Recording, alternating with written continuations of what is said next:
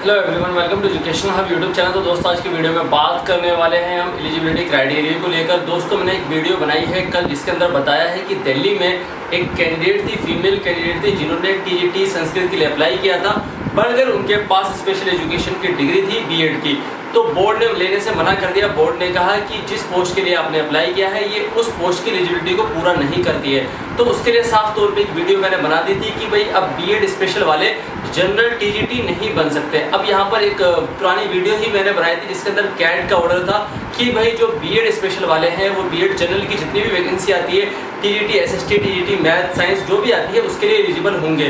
तो दोस्तों ये थोड़ी सी कन्फ्यूजन है, अब ये कुछ मामला आगे तक चलेगा, मगर अभी फिलहाल की जो कंडीशन है दिल्ली की बात कर रहा हूँ विशेष तौर पर। मैं बात नहीं कर रहा उत्तर प्रदेश की, मैं बात नहीं कर रहा बिहार की, मैं बात नहीं कर रहा राजस्थान की। अगले राज्यों में ये रूल चलता है, बट दिल्ली में अगर आपने बीएड स्पेशल करी है और आप जनरल टीजीटी के लिए अप्लाई करना चाहते हैं तो आप एलिजिबल नहीं हैं, मगर बिहार में एलिजिबल हैं। एक कमेंट आया था उत्तर प्रदेश के एक साथी का कि वहाँ भी जो बीएड स्पेशल वाले हैं वो जनरल टीजीटी की वैकेंसी में अप्लाई करके सिलेक्शन लेकर जॉब ले रहे हैं, यानी कि वो लोग एलिजिबल हैं। तो स्टेट वाइज डिफरेंस होता है, उसी को यहाँ पर क्लियर करते हैं। दोस्तों आप ये वीडियो देख रहे हैं एजुकेशनल हब यूट्यूब चैनल पर। तो दोस्तों अगर आप न्यू हो तो वीडियो को लाइक कर दो, चैनल को सब्सक्राइब कर दो, क्योंकि स्पेशल एजुकेशन की अपडेट सबसे पहले आपको हमारे चैनल पर ही मिलेगी। दोस्तों सबसे पहले हम बात करते हैं यहाँ पर डीएड स्पेशल की।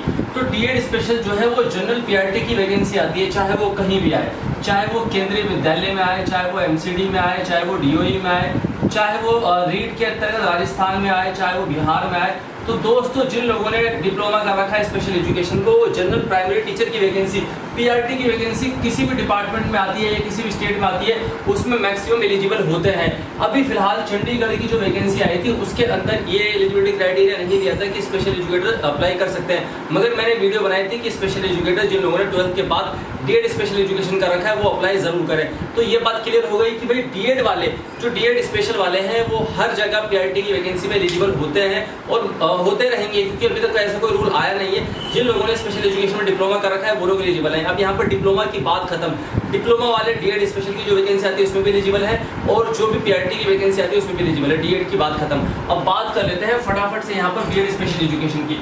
बीएड स्पेशल एजुकेशन जो है इक्वल नहीं है बीएड जनरल के, तो यहाँ पर अगर सामान्य वैकेंसी आती है तो एलिजिबल नहीं है। अब यहाँ पर मैं बात कर रहा हूँ दिल्ली की, दिल्ली में नहीं है, यूपी और बिहार में कई ऐसे केस है जहाँ पर एलिजिबल होते हैं। तो ये स्टेट वाइज डिफरेंस है। आपने एक कहानी सुनी होगी पहले, जैसा देश वैसा भेष, या कहावत सुनी होगी जैसा देश वैसा भेष।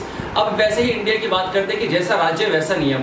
अब यहाँ पर हम आगे चलते हैं कि भाई यूपी और बिहार में बीएड स्पेशल वाला जो है बीएड जनरल लग जाता है, मैक्सिमम चांस होता है। अब एक नई चीज मैं आपको बताता हूँ कि अभी बताता हूँ, पहले उससे पहले ये बता दूँ कि बीएड सब्जेक्ट कॉम्बिनेशन, जैसे कि मैंने बताया था कि भाई अगर आप जनरल टीजीटी लेना चाहते हैं, जनरल टीजीटी मान के चलिए मैंने बीएड का रखा है, ठीक है, और बीएड से पहले मेरा बीए था, तो बीए में मेरे सब्जेक्ट जो थे वो पॉलिटिकल साइंस थे और हिस्ट्री थे। तो मेरे दोनों सब्जेक्ट जो एसएसटी को क्लैरिफाई करते हैं, तो एसएसटी को क्लैरिफाई करेंगे तो सब्जेक्ट कॉम्बिनेशन मेरा बनेगा। तो बीएड के बाद टीजीटी एसएसटी की जो वैकेंसी आती है उसमें मैं एलिजिबल हूँ। ऐसा था पहले, सब्जेक्ट कॉम्बिनेशन बनाना जरूरी था। दिल्ली में सब्जेक्ट कॉम्बिनेशन बनाना खत्म कर दिया है। आप किसी भी पोस्ट के लिए जो भी उन्होंने क्वालिफिकेशन दी उसमें एलिजिबल होते हैं तो आप एलिजिबल हो जाते हैं। केवी एंड अदर स्टेट, केंद्रीय विद्यालय और अलग राज्यों में जो भी वैकेंसी आती है टीजीटी की, यानी कि लेवल 2 की, जहां पर आप बच्चे 6 से 10वीं के बच्चों को पढ़ाते हैं, वहां पर की बात कर रहा हूं मैं, वहां पर सब्जेक्ट कॉम्बिनेशन अभी तक है, ठीक है। अब बात करते हैं राजस्थान में। राजस्थान का भी एक बहुत नया केस है, लेवल 2 की वैकेंसी आई थी टीजीटी लेवल की, लेवल 2 यानी टीजीटी। तो यहाँ दोस्तों बीएड चाहिए होती है, सबको बहुत अच्छे से क्लियर है, मगर राजस्थान के बहुत सारे कैंडिडेट थे जो प्रदर्शन कर रहे थे क्योंकि उन्होंने क्वालिफाई कर लिया था, मगर उनके पास जो था वो डीएड स्पेशल एजुकेशन में था, ठीक है, उसके साथ ही ग्रेजुएशन था। तो यहाँ पर जो बात है कि भाई आपके पास बीएड नहीं है, तो उन्होंने बताया कि राजस्थान में पहले भी ऐसे जो पीआरटी लेवल पर ग्रेजुएशन प्लस डीएड को लेवल 2 के इक्विवेलेंट माना है, यानी कि टीजीटी की वैकेंसी में आप अगर आपने डिप्लोमा कर रखा है और उसके बाद आपकी ग्रेजुएशन है तो आप एलिजिबल हो जाते हो। तो ये राजस्थान की बात आ जाती है। अब दिल्ली की बात करते हैं तो पीआरटी के लिए सिर्फ डिप्लोमा चाहिए, ग्रेजुएशन नहीं चाहिए, टीजीटी के लिए बीएड चाहिए, है ना, और एमएड कुछ नहीं चाहिए। अब यहाँ पर यूपी की बात करते हैं, अगर यूपी में प्राइमरी टीचर की वैकेंसी आती है तो अगर आपने बीएसटीसी कर रखी है या बीईटीसी कर रखी है, डीएड कर रखा है, मगर अगर आपके पास ग्रेजुएशन नहीं है तो आप एलिजिबल नहीं हो। बात समझ गए। आप प्राइमरी वैकेंसी के लिए भी यूपी में आपके पास ग्रेजुएशन होनी चाहिए। तो एक जगह यूपी में प्राइमरी लेवल पर ग्रेजुएशन और बीटीसी चाहिए, वहीं पर आप राजस्थान में लेवल 2 में इन दोनों यानी कि डिप्लोमा या ग्रेजुएशन कह लो या फिर बीटीसी मेंशन कर देता हूँ, इसके साथ आप लेवल 2 के भी हकदार हो जाते हैं। तो ये स्टेट वाइज डिफरेंस होता है। तो कई लोग ये पूछ रहे थे कि क्या जो बीएड है यानी कि जो बीएड है वो जो एलिजिबल नहीं है बीएड स्पेशल के, ठीक है, तो क्या वो दिल्ली में है यूपी में है? तो अभी ये जो रूल आया है ये सिर्फ दिल्ली का है। अगर हम अदर स्टेट की बात करते हैं तो अदर स्टेट को अभी हम छोड़ देते हैं। अदर स्टेट में कई राज्यों में मान लिया जाता है जिन लोगों ने बीएड स्पेशल एजुकेशन में कर रखी है वो लोग एलिजिबल हो जाते हैं जनरल टीजीटी की वैकेंसी में अलग अलग राज्यों में। अब यहाँ पर एक बात है, मैंने एक वीडियो बनाई है, कल की ही बात कर रहा हूँ मैं, उसके अंदर मैंने कहा है कि आप कोई भी कोर्स करें जो उसमें ईयर सरप्लस नहीं होने चाहिए, यानी कि एक साथ 2 कोर्स ना करें, क्योंकि वो प्रमोशन में काम नहीं आएगा। अगर उसके बेस पर आप आगे कुछ वैकेंसी चाहते हैं, मतलब आगे किसी भर्ती में शामिल होना चाहते हैं, तो वो नहीं हो पाएंगे। तो ईयर सरप्लस नहीं होना चाहिए। अब यहाँ पर सवाल है कि यूजीसी तो कहता है कि आप एक साथ एक रेगुलर कोर्स और एक कॉरेस्पॉन्डेंस कोर्स कर सकते हैं, उससे कोई दिक्कत नहीं है, कोई आपको फांसी नहीं हो रही, मगर उन दोनों का एक साथ बेनिफिट नहीं ले पाएंगे। मान के चलो मैंने 2 साल का डिप्लोमा करा और उसी 2 साल के अंदर मैंने 3 साल की ग्रेजुएशन करी, तो मैं अपने प्रमोशन में वो 3 साल की ग्रेजुएशन नहीं दिखा सकता।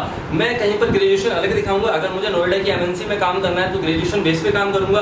अगर मुझे दिल्ली में प्राइवेट टीचर की वैकेंसी में काम करना है तो मैं डीएड के बेस पे करूंगा। मैं दोनों को कंबाइन करके यूज नहीं कर सकता, क्योंकि वो दोनों की ईयर सरप्लस है। अगर ऐसा होगा तो कोई भी 10 साल की जो क्वालिफिकेशन है वो 5 साल में कंप्लीट कर लेगा। 2 साल का डिप्लोमा, 3 साल की ग्रेजुएशन, ये हो गए 5 साल, 2 साल की बीएड 7 साल और 2 साल का जो है एमएड वगैरह, 1 साल की एमएड कह लो, ये 8 साल को हम लगातार एक साथ करके 3-4 साल में फिनिश कर लेंगे। तो ऐसा बिल्कुल भी ठीक नहीं है। तो ईयर सरप्लस नहीं होना चाहिए। तो जो भी कैंडिडेट 12th के बाद डिप्लोमा कर रहे हैं और साथ साथ ग्रेजुएशन कर रहे हैं तो वो उस ग्रेजुएशन को छोड़ सकते हैं अगर उसके साथ आप बेनिफिट लेना चाहते हैं प्रमोशन में। आप अलग से बीए करें, जब आपका 2 साल का डिप्लोमा कंप्लीट हो जाए तब आप बीए करें।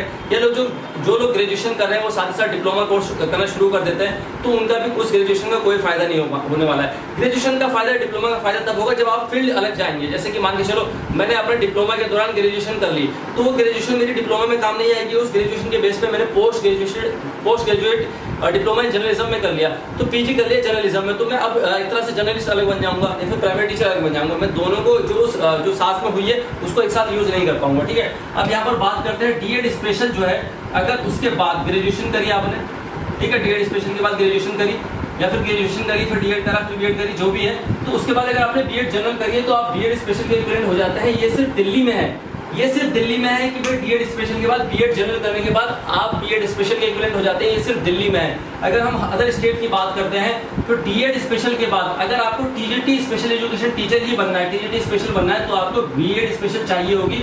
ये मैं अदर स्टेट की बात कर रहा हूँ। तो दिल्ली में ही ये रूल है। जैसे कुछ लोग कहते हैं कि भाई 12th के बाद जिन लोगों ने डिप्लोमा करा है वो जनरल बीएड करो, क्योंकि वो जनरल बीएड की यानी कि जनरल टीजीटी की वैकेंसी में भी एलिजिबल होंगे और स्पेशल एजुकेशन टीचर में भी। तो ये सिर्फ दिल्ली में है कि वो दिल्ली चांस दे रही है कि आप स्पेशल एजुकेशन टीचर के लिए भी आप एलिजिबल हो जाते हो, प्रमोशन में भी या फिर अलग से एग्जाम देते हो उसमें भी।